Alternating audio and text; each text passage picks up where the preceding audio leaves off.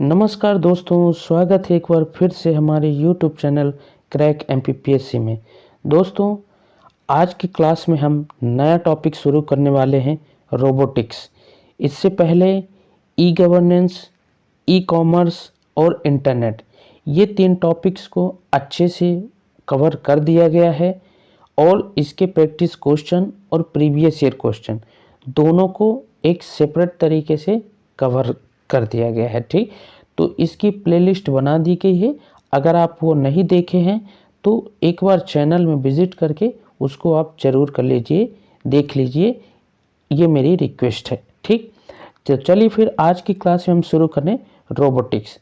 तो सबसे पहले हम ये जानेंगे कि रोबोटिक्स होता क्या है, ये रोबोटिक्स कैसे आया, किस तरह से ये ओरिजिन क्या रहा इसका। ठीक, तो चलिए फिर देखते हैं रोबोटिक्स क्या है। ठीक, रोबोटिक्स कंप्यूटर विज्ञान और इंजीनियरिंग की एक संयुक्त शाखा है।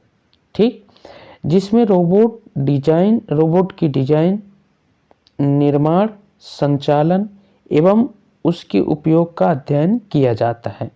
ठीक, रोबोट शब्द को स्लाव भाषा के शब्द रोबोटा से लिया गया है। तो यहाँ पे एक पॉइंट आपको याद रखना है, रोबोटा ठीक से लिया गया है, जिसका अर्थ है बंधुआ, मजदूर या गुलाम। ठीक, तो रोबोट शब्द का मतलब ही है इसे बाउंडेड लेबर। ठीक, तो बंधुआ, मजदूर या गुलाम होता है। ठीक, चलिए यहाँ तक पॉइंट आपको क्लियर हुआ। रोबोट एक प्रकार की मशीन है जो एक या एक से अधिक कार्यों को तेज गति और सटीक तरह से ऑटोमेटिक रूप से कर सकते हैं। रोबोटिक्स के जनक जोसेफ एंजल वर्ग, ये यहाँ पे पॉइंट आपको याद रखना है। ठीक, जोसेफ एंजल वर्ग कहा जाता है। ओके, समाचार पन्नों से क्या देखते हैं, AIR एडवांस इन रोबोटिक्स सम्मेलन 2023 IIT रोपड़, रूपनगर, पंजाब में आयोजित किया जाए। ठीक, तो ये हो चुका है क्योंकि 2023 की बात है। ठीक, तो आपको एक वर्क दे रहे हैं 2023 का तो देख लिया, तो 2024 का और 25 का, ये दोनों आपको देखना है। ठीक है, और कमेंट सेक्शन में बताना है दोस्तों। ठीक, चलिए अब देखते हैं रोबोटिक्स का बैकग्राउंड क्या रहा, रोबोटिक्स डेवलपमेंट कैसे हुआ, रोबोटिक्स हिस्ट्री, इसका इतिहास का है क्या है। ठीक, तो सबसे पहले 1920 में रोबोट शब्द का सर्वप्रथम प्रयोग कारेल कापेक ने अपने नाटक RUR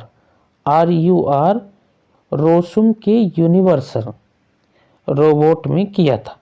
ठीक, तो ये यहाँ पे इम्पोर्टेंट पॉइंट है। ठीक, तो सर्वप्रथम रोबोट शब्द का कारेल कापेक ने अपने नाटक RUR रोसोम के यूनिवर्सल रोबोट में किया गया था। ठीक, 1926 में वेस्टिंग हाउस इलेक्ट्रिक कारपोरेशन, ठीक, WEC ने टेलेवोक्स नामक एक रोबोट का आविष्कार किया। ठीक, ये पॉइंट यहाँ पे ध्यान रखना है आपको। 1928 में जापान ने अपने देश का प्रथम रोबोट, ठीक, गाकू टेंसोकू का विकास किया। तो जापान ने अपने देश का प्रथम रोबोट गाकू टेंसोकू का विकास किया।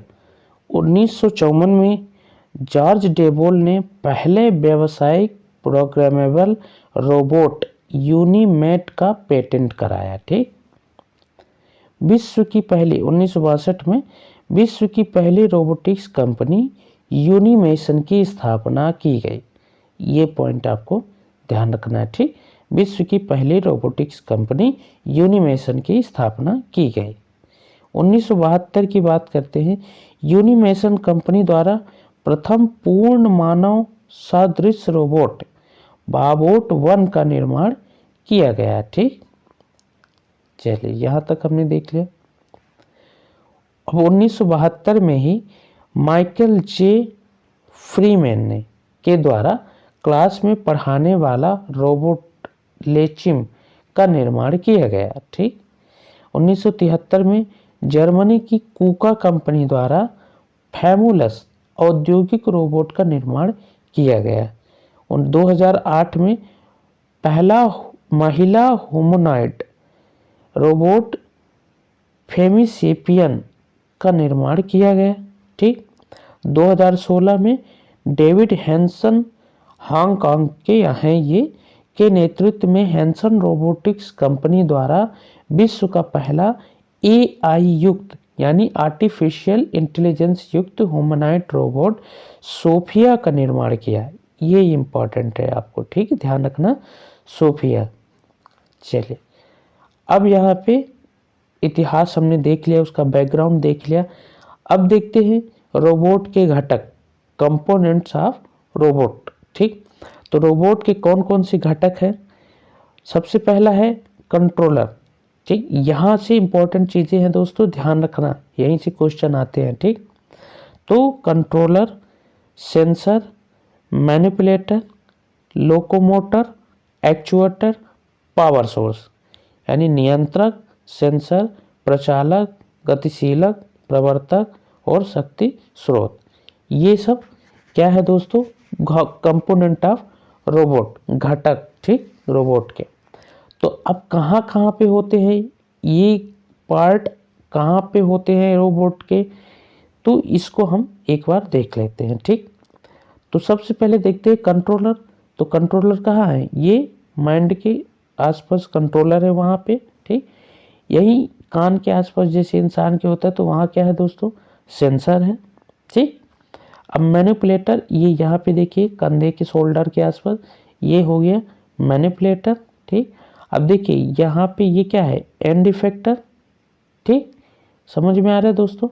और एक्चुएटर, ये देखिए यहाँ पे क्या है? एक्चुएटर।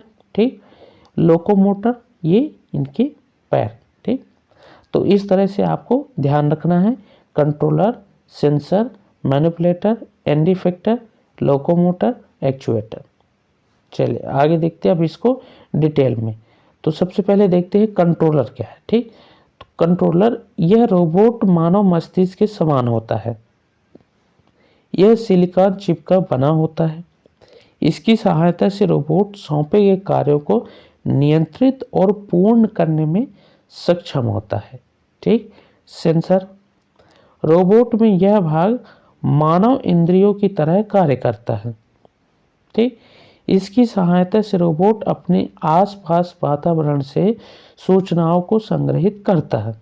ठीक, रोबोट में सेंसर के रूप में कैमरा और माइक का उपयोग किया जाता है।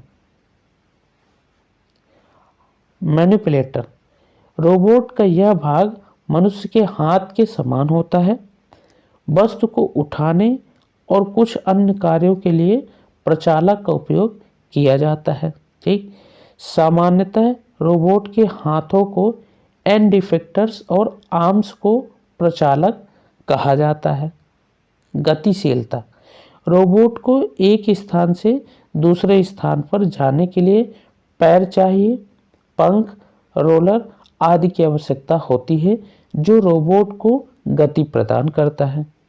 एक्चुएटर, रोबोट का यह भाग मानव की मांसपेशियों के समान होता है।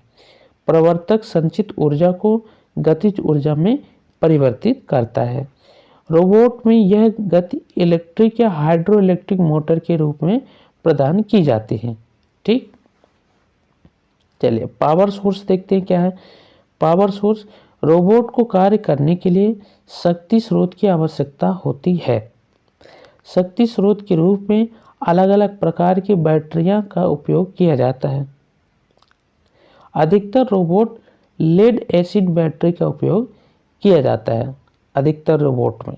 तो पावर सोर्स भी हमने समझ लिया। ठीक है दोस्तों, तो यहाँ तक आपको आई होप क्लियर हो गया होगा।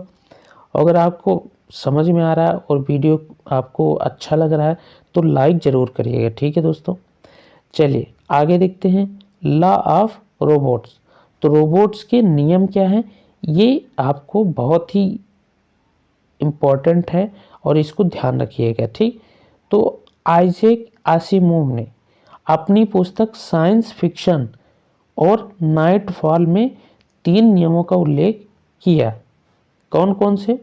प्रथम नियम, द्वितीय नियम और यहाँ पे तृतीय नियम। तो प्रथम नियम कौन सा है? रोबोट द्वारा मनुष्य को नुकसान नहीं पहुंचाया चाहिए, ठीक, पहुंचाया जाना चाहिए। तो रोबोट का प्रथम नियम क्या है दोस्तों? रोबोट द्वारा मनुष्य को नुकसान नहीं पहुंचाया जाना चाहिए। द्वितीय नियम, रोबोट द्वारा मनुष्य की आज्ञा का पालन किया जाना चाहिए, ठीक है। तृतीय नियम, रोबोट द्वारा अपने अस्तित्व की रक्षा स्वयं की जानी चाहिए। तो ये 3 नियम हैं दोस्तों रोबोटिक्स के, ठीक। तो रोबोट के 3 नियम हैं और यहाँ पे किसने दिया? Isaac Asimov. तो ये पूछ लिया जाता है कि रोबोट के नियम किसके द्वारा प्रतिपादित किया गया है? तो आपको ध्यान रखना आइजैक आसिमोव, ठीक। अब यहाँ पे एक चीज और दिया है, जीरोथ नियम यानी शून्य नियम, जीरोथ लॉ ऑफ रोबोटिक्स। तो ये क्या है दोस्तों? किसी भी परिस्थिति में रोबोट द्वारा मानवता को नुकसान नहीं पहुंचाया जाएगा, ठीक।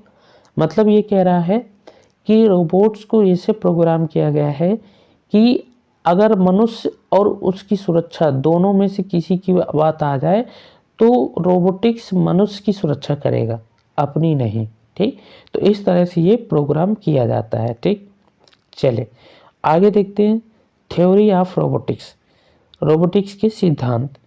तो 2011 में अभियांत्रिकी और भौतिकी विज्ञान अनुसंधान परिषद EPRSC और कला व मानवता अनुसंधान परिषद AHRC ने मिलकर 5 सिद्धांतों का प्रतिपादन किया, ठीक। कौन कौन से? मनुष्य को मारने या हानि पहुंचाने की दृष्टि से कोई रोबोट ना बनाया जाए, ठीक। रोबोट बनाते समय उनकी सुरक्षा का ध्यान रखा जाए। रोबोट को संवेदनाओं को ठोस पहुंचाने की दृष्टि से ना बनाया जाए। मनुष्य और रोबोट किसी भी चीज़ के लिए जिम्मेदार नहीं है, ठीक, क्योंकि रोबोट का निर्माण मनुष्य की सेवा के लिए किया जाता है।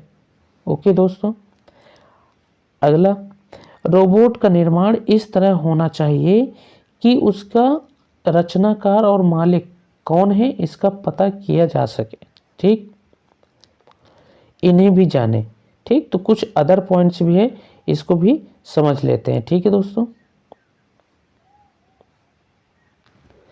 तो आज की क्लास में दोस्तों यहीं तक रहने देते हैं, नहीं तो फिर ये कवर भी नहीं होगा और वीडियो बहुत लंबा हो जाएगा, ठीक है दोस्तों।